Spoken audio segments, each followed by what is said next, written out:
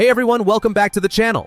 Today we're diving into the Genshin Impact tier list for version 5.5, hot off the press as of May 2025. Whether you're a seasoned traveler or just starting your adventure in Teyvat, this list is your go-to guide for who's ruling the meta right now. We're breaking down the top-tier 5-star and 4-star characters, including the best picks for main DPS, sub-DPS, and support roles.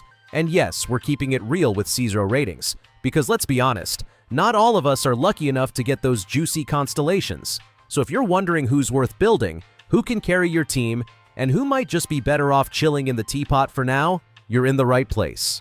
We've got some exciting shifts in the rankings this patch, and a few surprises you probably didn't see coming. Let's jump in and see who's climbing the ladder in version 5.5. I'm quickly moving on to the video, and I'm ranking characters in Genshin Impact.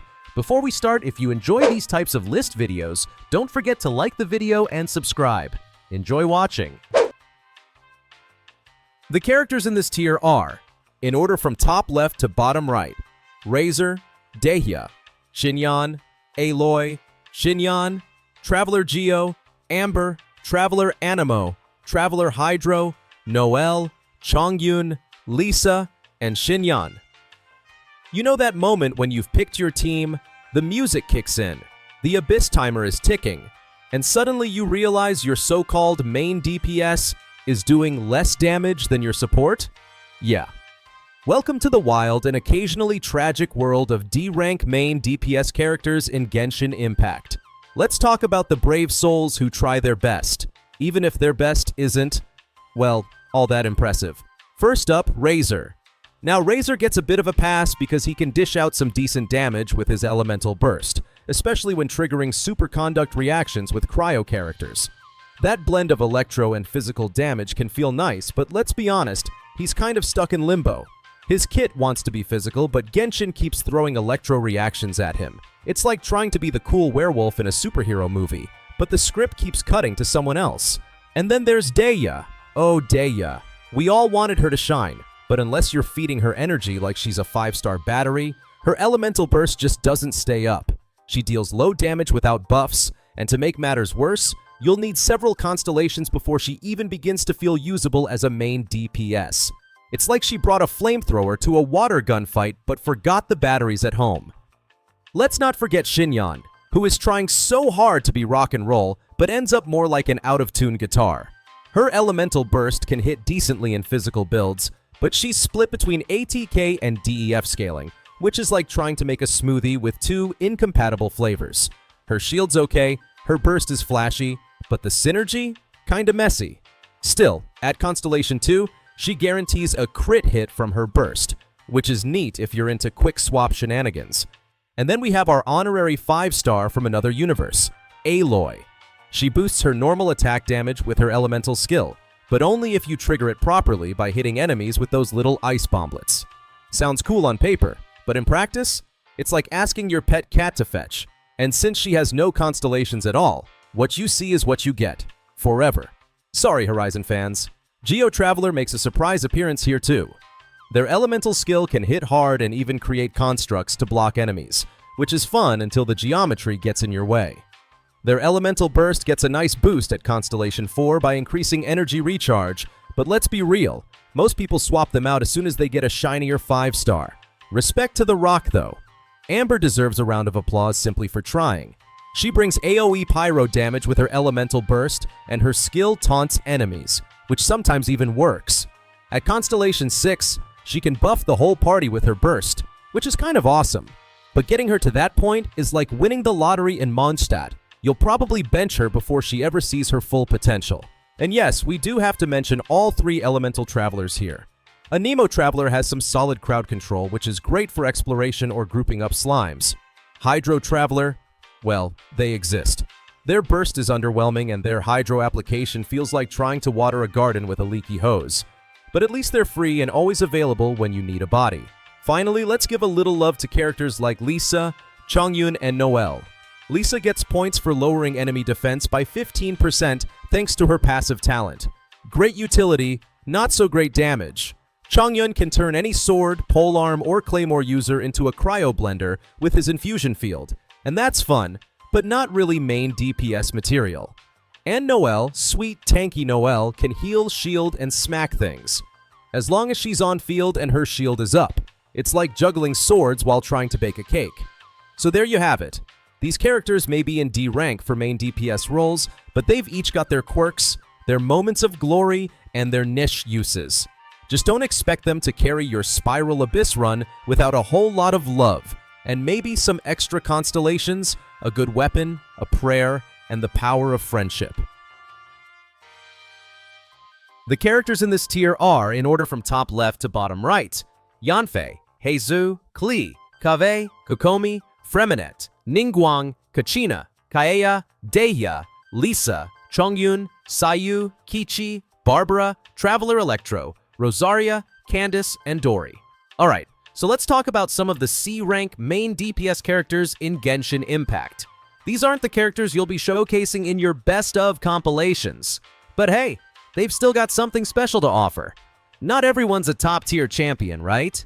Sometimes it's about the fun factor and finding your own groove in combat. So, let's break down these underrated yet surprisingly charming characters. First up, let's talk about Yanfei. She's a solid pyro character who can pack a punch with her normal and charged attacks. If you're looking for someone who can dish out consistent pyro damage, she's your gal. The only catch? Her stamina consumption can be a little much, especially in longer fights. But if you manage to unlock her first constellation, it becomes way more manageable. She's like that friend who talks a lot but somehow makes it fun. Stamina draining, but you'll find a way to make it work. Then we have Heizu. Heizu. The guy who's like, I'm here to swirl and crit, but also, I'm a bit of a glass cannon. He's great as a damage dealer for reactions, especially when you use him as a driver for the Viridescent Venerer set, or when you're quick-swapping him in to get some burst damage in. His elemental skill? Oh, it can deal max damage when he gets those swirls going, but don't expect him to be a powerhouse in every other department. He's the kind of guy you bring to the party just for the right reactions, but not if you need him to solo the show. Now, Klee, the little bomb thrower who's just so much fun but a bit clunky. She's an expert in AoE explosions and can wipe out swarms of enemies with ease, but her playstyle isn't for everyone.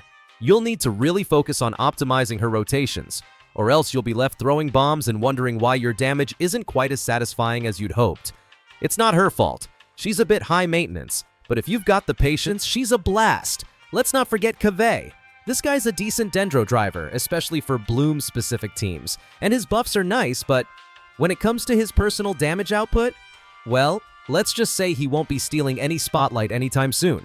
He's like the dependable friend who's always there to help, but you wouldn't ask him to carry the heavy stuff. Still, if you like supporting Bloom reactions, he's a decent pick. Kokomi is up next, and wow, she's a bit of a mixed bag. She's an amazing Hydro driver for Bloom and Electro-charged reactions. And the best part? She heals herself, so she's self-sufficient. The downside? Her kit doesn't allow for critical hits, which means you'll need to set her up with teams and artifacts that can make her damage actually shine. But hey, if you're running a Hydro-heavy team, she's definitely not a bad choice for keeping things flowing smoothly. If you're into cryo and physical DPS, then Freminet might be your guy. He can swing both ways, depending on whether you want to go cryo or physical, but with his 4-star rarity, his stats aren't quite competitive with the heavy hitters. He's like a Swiss Army knife, handy, but not always the sharpest tool in the shed. Still, if you're a fan of versatility, you can make him work. Ningguang is one of those characters who's solid but requires a bit of investment to truly shine. Her geo damage output isn't bad, and she's great with both normal and charged attacks. The problem? To really optimize her damage, you'll need to get her constellations up, which might be a bit of a grind. Think of her as the reliable character you can bring in for some solid geo damage, but you'll need to invest a bit to make her truly shine. Let's talk about Kachina. Now, she's got some interesting off-field potential, especially if you're running a Natlan-themed team. She can equip the powerful scroll of the Hero of Cinder City, which makes her stand out from other characters. But overall, her role in the DPS department is pretty okay. Nothing too mind-blowing. Think of her as the wild card that you can throw into a team when you're trying to spice things up, but she might not be the first pick when you need maximum damage. Each of these characters may not have the explosive potential of the S-tier main DPS, but don't sleep on them. They've all got their quirks and charm, and with the right setups, You might just find that one of these underdogs is the perfect fit for your team. Sometimes it's not about being the flashiest, it's about finding your unique playstyle, right?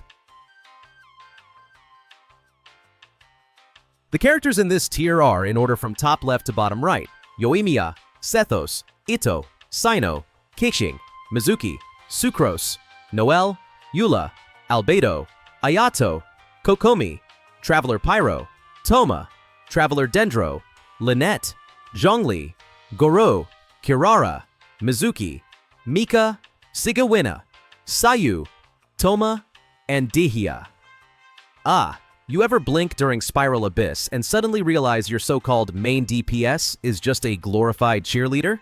Yeah, welcome to the wild B-rank world, where characters can carry, but only after a motivational speech, 3 support buffs, and a solid 5-star weapon.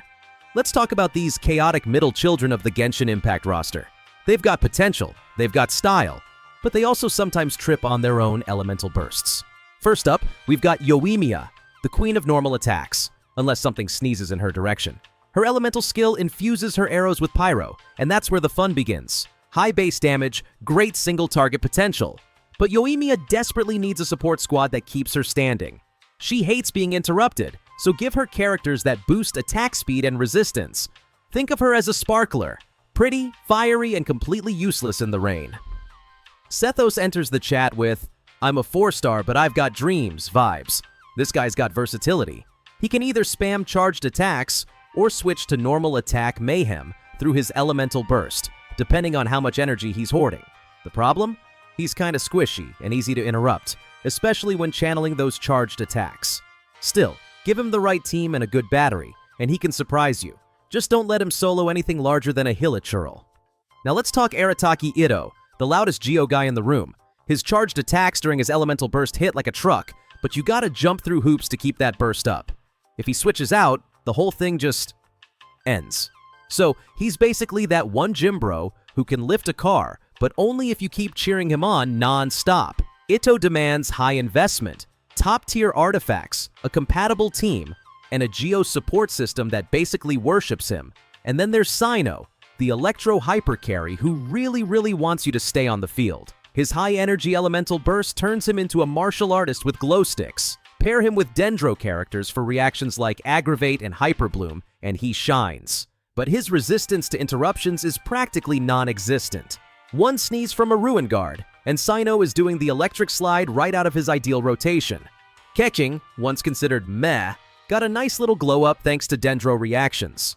She works well in both Electro Aggravate builds and surprisingly decent physical setups. She's fast, flashy, and finally relevant again. You still have to build her smart, but the right artifacts and a Dendro buddy or two can elevate her from underwhelming waifu to speedy boss destroyer. Now let's throw some Anemo into the mix with Mizuki and Sucrose. Mizuki is your on-field Anemo driver who buffs swirl damage and even sustains the team. The downside? Her elemental skill locks her out of normal attacks. Meanwhile, Sucrose is the crowd control queen. She groups enemies, boosts team elemental mastery, and is just overall good vibes. Both of them are great for enabling reactions, and Sucrose in particular feels like that nerdy friend who always shows up prepared with snacks and buffs. Then there's Noelle who says, "Why choose between healing and dealing when you can do both?" This Geomaid scales off both attack and defense, giving her consistent damage and solid self-sustain. At her 6th constellation, she stops being a clunky tank and becomes an unstoppable vacuum cleaner of destruction. Noelle can solo your problems, just don't expect her to be quick about it. Finally, Eula, our physical queen with the biggest burst boom in the game, if it lands. Her elemental burst does massive area of effect physical damage, especially when enemies are affected by superconduct. But if you miss or fail to crit, it's like firing a cannon and hitting a balloon. She needs setup, good timing, and a little bit of luck. But when it works, oh boy, it really works.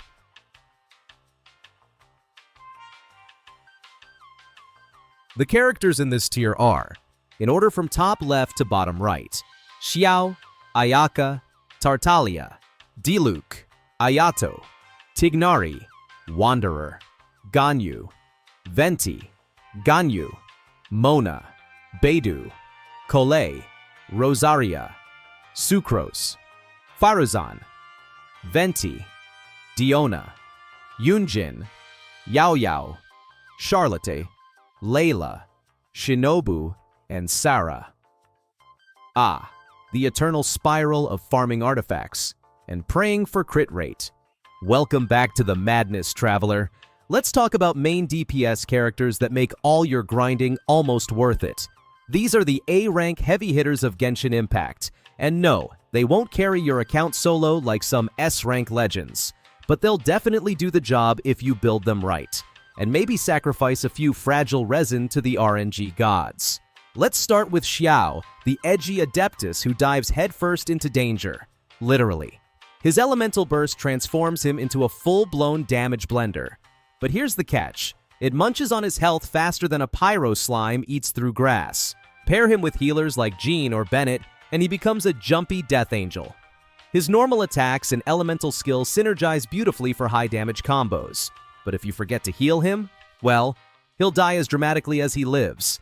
Now Ayaka. Elegance meets destruction. She basically has cryo-infused blades 24/7 thanks to her unique sprint mechanic.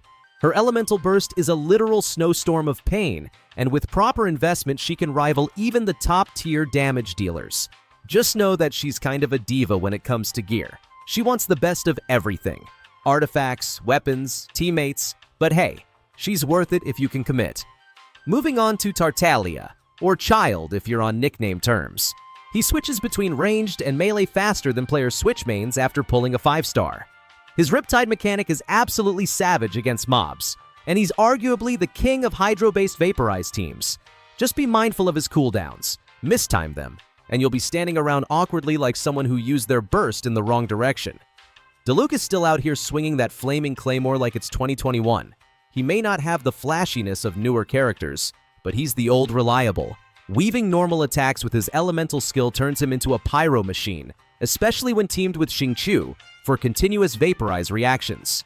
Plus, his elemental burst has a wide area and low energy cost, though it has the weird habit of sending light enemies flying like pyro-propelled balloons. Let's talk about Ayato, the guy who somehow manages to look classy even when soaking enemies with hydro slashes. His elemental skill turns his normal attacks into hydro-infused blade barrages, and his elemental burst buffs those attacks even more. He's got great synergy with reactions like Electro-Charged and Bloom. Plus, let's be honest, it's just satisfying to see him shred enemies in a suit like some sort of hydro hitman. Then we have Tignari, the forest scholar with a serious charged attack addiction. His gameplay revolves around quick-firing those homing arrows, which hit like a truck when combined with the dendro-based spread reaction. He also tosses out a taunt, which is honestly underrated. It's great for keeping enemies off your back while you line up those leafy laser beams. Just remember, he's more of a get in, get out type of DPS. Wanderer, formerly known as Scaramouche, you know that guy, floats above the battlefield like he's too good to touch the ground. And honestly, he kind of is. His elemental skill lets him hover and unleash wide area animo damage, with attacks that track enemies like a homing pigeon with anger issues.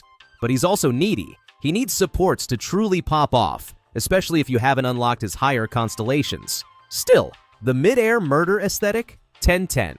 And finally, our Ice Queen Ganyu. Her level 2 charge shot is like a mini nuke of cryo damage. Pair it with pyro characters for melt, and you've got one of the highest damage ceilings in the game.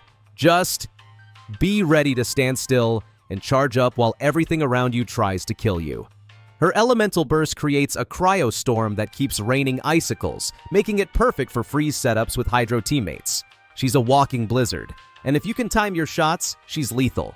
So, whether you're yeeting Xiao into the stratosphere, watching Ayaka gracefully shred through mobs, or holding your breath while Ganyu lines up her next nuke, these characters prove that you don't need to be S-rank to make enemies regret spawning.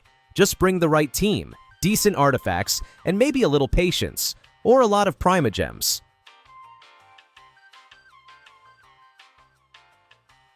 The characters in this tier are, in order from top left to bottom right, Veresa, Mualani, Kinich, Navia, Alhaitham, Hu Tao, Liney, Chaska, Raiden, Rythusli, Clorindi, Raiden, Fischl, Nilu, Yaimiko, Shinobu, Emily, Chiori, Ororon, Chevruz, Beiju, Kokomi, Raiden, Xianyun, Mona, Shenhei, Jean, Sucrose, and Lanyan. You ever just watch your enemies evaporate into oblivion and think, Yeah, I built this team right. Let's talk about the S-rank main damage dealers in Genshin Impact who make that power trip possible. These characters aren't just strong, they carry entire worlds on their backs. Some are all about massive single-hit nukes, others thrive in chaotic elemental reactions, and a few are just way too stylish for their own good. So let's dive in, one powerhouse at a time. Veresa is what happens when someone looked at gaming and said, what if we took away his reaction potential and just gave her insane raw damage? She thrives without amplifying reactions, which normally sounds like a downgrade, until you realize she hits like a truck anyway. She also doesn't demand a 5-star artifact grind or a team full of rare buffers. Throw in Ian Sun or Chevreuse and boom, she's already overperforming. Plus, her plunge attack gameplay is smoother than a well-pulled 5-star, so even casual players can unlock her full potential. Now let's talk about Mualani, who brings the ocean and the pain. Her front-loaded damage is perfect for burst phases, especially in single-target or tightly packed enemy groups. She truly shines in vaporized team compositions, where her damage just skyrockets. Exploration-wise, she's a beast. However, if you've ever watched Sharky's bite whiff into the void, you know the heartbreak is real. Still, when she hits, oh, she hits. Moving on to Kinich, the character that said, you know what this game needs? Grappling hooks and fire. Kinich thrives in burning and burgeon team compositions, where she's practically a flamethrower in motion. In single-target scenarios, she's unstoppable. But be warned, combat on uneven terrain can mess with her mobility, and if you're not triggering burning or burgeon, she builds Night Soul points at a snail's pace. No Night Soul points equals no Scale Spiker cannon equals no boom. Navia, on the other hand, is all about that front-loaded elemental skill damage. With the right setup, she can one-shot mid-level enemies and chunk bosses with just one rotation. She doesn't need to be in a mono-geo team, which gives her amazing flexibility. That said, all her damage happens up front, so she can lose steam in longer battles if you don't play her rotation smartly. Still, few things feel as satisfying as watching her skill chunk a boss's health bar. When you want reactions galore, you bring Alhaitham. His Dendro application is excellent, allowing for wild damage through Hyper Bloom, Spread, or Burgeon reactions. What's wild is that he doesn't even need massive investment to perform well. Give him a halfway decent build, and he'll still make your enemies rethink their life choices. He's also one of the few characters with both great single-target and AoE capabilities, clean, efficient, and dangerously effective. Speaking of dangerous, Hu Tao is the queen of single-target pyro damage. Her elemental skill infuses her attacks with pyro and boosts her damage while also draining her health, because she's just that dramatic. With her first constellation, you don't even have to worry about stamina when using her charged attacks. She's the definition of high risk, high reward. But if you've ever seen her take down a weekly boss in one go, you know the reward is worth every drop of health. Now let's give some love to Liney, the magician who turned Mono Pyro into an actual meta. Thanks to his passive talent, he overcomes the usual downside of not triggering many elemental reactions. His damage output is solid in both single target and area of effect situations. Just be careful, because without interruption resistance, even a Hilichurl sneeze can send his combo flying off course. Still, he brings the flash, the flare, and the fire. Finally, we have Chaska, the elementally flexible Sky Sniper. She works best in rainbow teams, basically teams where her bullets can turn into pyro, hydro, electro, or cryo damage.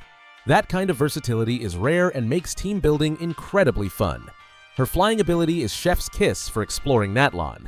In combat though, if you're facing a crowd, her AoE bullets will split among targets, which means she functions better as a focused, single-target main damage dealer. But when the stars align, Chaska makes it rain pure pain from above. The characters in this tier are, in order from top left to bottom right, Neuvillette, Mavuika, Arlecchino, Furina, Nahida, Yelan, Xingqiu, Mavuika, Xiangling, Furina, Silonin, Bennett, Iansen, Kazuha, Sitlali, Nahida, and Zhongli. You know a character's busted when you start questioning the laws of Teyvat physics. Like seriously, Neuvillette walks into the battlefield, charges up that hydro laser of justice, and suddenly it's not a fight anymore. It's a solo concert where enemies just get front row seats to their doom. His self-sufficiency makes him feel like a one-man army, and if you're lucky, or whaley enough to have his first constellation, he basically ditches any weaknesses he ever had. That's not a character, that's a hydro deity with a legal license to delete. And then there's Mavuika. I mean, what did they feed her in Natlan? Her elemental burst hits like a truck, a meteor, and a dragon all at once. And the best part? She's flexible. On-field, off-field, quick swap, you name it, she'll obliterate it. Melt and vaporize reactions? She's got those in the bag too, making her a pyro reaction machine. Also, her exploration skills are wild. It's like the devs crammed every other Natlan character's movement talents into one overachiever. Arlecchino shows up and says, "What if I hit everything really hard and really fast, and then did it again, but with style?" Her normal attacks cover a good area, deal massive pyro damage, and honestly feel smooth once you get her rotation down. She thrives in both single target and crowd scenarios. But hey, she does ask for some guts. Her high-risk gameplay isn't exactly beginner-friendly. You mess up once, and she might just give you the overloaded treatment. Now, Furina, oh boy. Where do we start? Her elemental skill brings Hydro application with semi-infinite uptime, which is fancy talk for Hydro go brr forever. Her scaling is no joke either. While she might not beat out Xingqiu or Yelan when it comes to sheer Hydro application speed, her versatility and ability to buff your whole team, if you've got a healer with you, make her an absolute star. And let's not ignore her healing side in her Pneuma form. It's like having fashion and function all in one. Nahida is what happens when you mix brains with brawn. She's practically mandatory in Dendro-focused teams, especially if you've unlocked her second constellation. Her elemental skill offers amazing off-field damage and applies Dendro across multiple enemies for a long time. Oh, and her elemental burst can grant up to 250 elemental mastery to the active character, which turns even your laziest team member into a reaction god. Let's not forget our Hydro MVPs, Yelan and Xingqiu.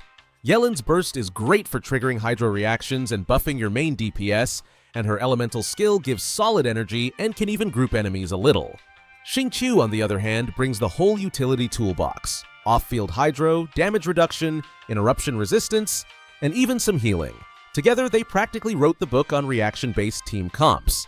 Bennett and Ianson, the support kings of Pyro, deserve their flowers too. Bennett's elemental burst heals, buffs attack, and if you've unlocked his 6th constellation, it even gives Pyro infusion. Ianson brings similar energy, but she's a bit pickier.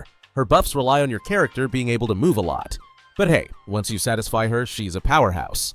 Plus, her buff sticks with the character, not a fixed area, which is a total win. And finally, the utility gods, Kazuha, Zhongli, and some newer faces like Citlali and Silonen. Kazuha swirls elements and hands out elemental damage buffs like candy. Zhongli, his shield could tank a moonfall, and he also shreds elemental resistance without even trying. Citlali steps in with offensive shielding and melt freeze support, while Silonen brings that much needed resistance shred and vertical mobility, scaling cliffs like a pro.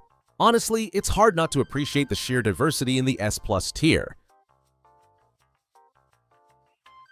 The video ends here. See you in another video. Don't forget to subscribe.